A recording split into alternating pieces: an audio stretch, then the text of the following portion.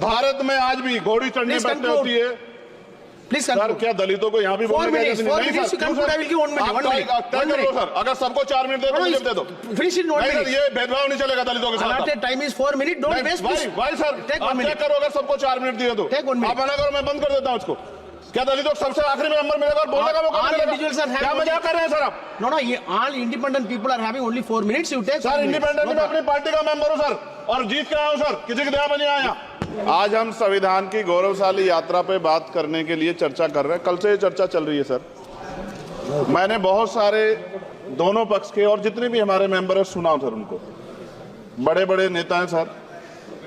इसके भाग 1 में लिखा हुआ है India that is Bharat, Hindustan नहीं लिखा हुआ है सर।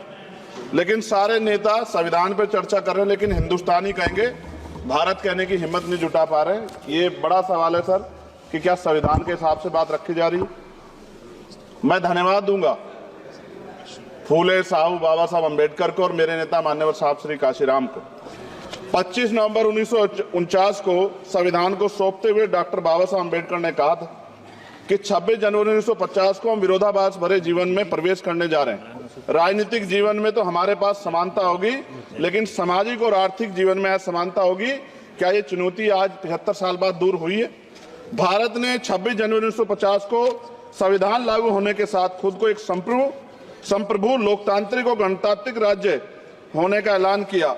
लेकिन सर, उस समय संविधान की स्थिति ये थी कि जैसे गांव का कोई आदमी, मैं 50 की बात कर रहा हूं, वो 50 साल पहले शहर में आ जाता और बड़े लोगों की महफिल में चला जाता, उस जहां वो खाना खा रहे हो, और वो टेबल पे नैपकिन को खा के जो है ये कहता कि ये तो फीका, क्योंकि वो जानता ही नहीं था, वो समझता नहीं था संविधान को, संविधान है क्या। संविधान उसके लिए महज दस्तावेज था। ये जिम्मेदारी थी राजनीतिक दलों पे कि वो संविधान को व्यवहार में लेके आते, और इसके इतने सारे आर्टिकल हैं, अगर इनको व्यवहार में लाया जाता तो मुझे लगता कि आज देश बहुत बदल गया होता।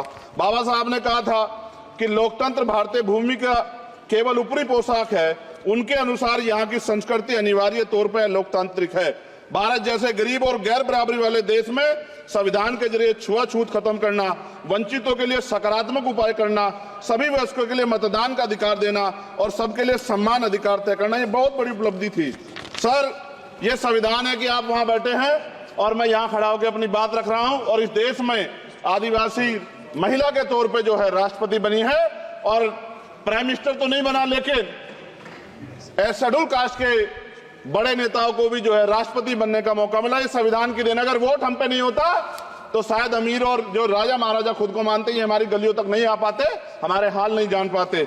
आजादी का मतलब सर सिर्फ अधिकार पाना भर नहीं है, इसके लिए हमारे संविधान में सरकार और नागरिकों के अधिकारों के साथ साथ उनके कर्तव्यों का विस्तार से उल्लेख किया गया है। बाबा साहब ने संविधान सभा में दिए गए भाषण में कहा था कि स्वतंत्रता आनंद का विषय है, पर अब हमें अपनी जिम्मेदारियों पर भी ध्यान देना होगा। संविधान ने सुनिश्चित किया कि रानी के पेट से राजा जन्म नहीं लेगा, वोट से नेता तैयार होगा। आर्थिक बराबरी के लिए सरकार क्या कर रही है?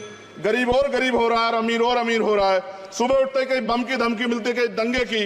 ये अमृत काल है सर, यह धमकी काल है। कितना बढ़ रहा है आर्टिकल 15 सर।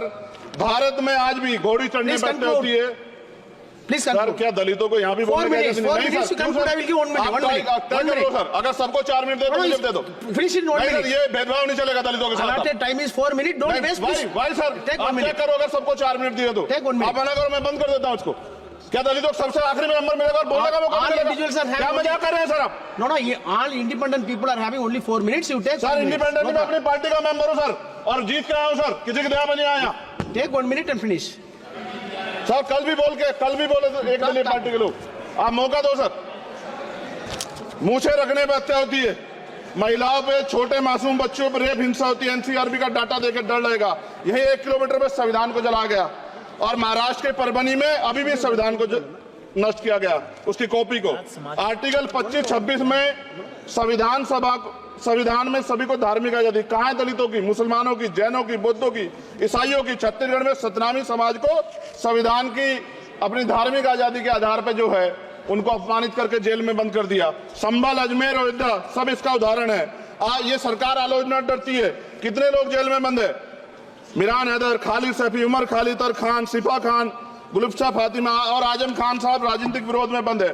सरकार यहाँ बैठी है, सरकार सामाजिक न्याय की बात करती है। बताए कितने दलित मुख्यमंत्री बना रखे हैं आपने? 13 ज्यादा सरकार स्टेट में सरकार है। कितनी महिला मुख्यमंत्री है? आपकी सरकार ने सुप्रीम कोर्ट के आदेश के बाद रिजर्वेशन प्रमोशन में जारी नहीं किया, और ओबीसी को पॉलिटिकल रिजर्वेशन आप देंगे नहीं देंगे, आप बताने का काम करें। मैं 75 साल की गौरव यात्रा में हम एक सभ्य समाज नहीं बना पाए, इसलिए जाति आधार पर SC ST OBC के बच्चों को प्राइमरी स्कूल से लेकर उच्च संस्थानों में भेदभाव किया जाता है।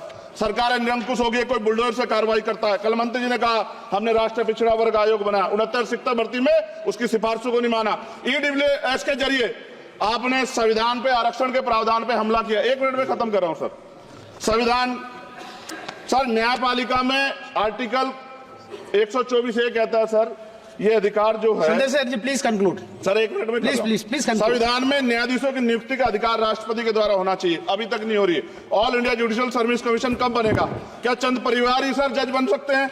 और आज हम सर, मैं सरकार से सवाल पूछना चाहता हूं सर, सेवाओं में SC ST OBC वर्ग का कितना प्रतिनिधित्व है? भारत सरकार के मंत्रालयों के अधीन PSU में, बैंकों, बीमा कंपनियों में और स्वस्थायी संस्थानों में आउटसोर्स तथा कॉन्ट्रैक्ट पर वर्तमान कार्यरत कर्मचारी कुल कितनी संख्या है? आउटसोर्स और कॉन्ट्रैक्ट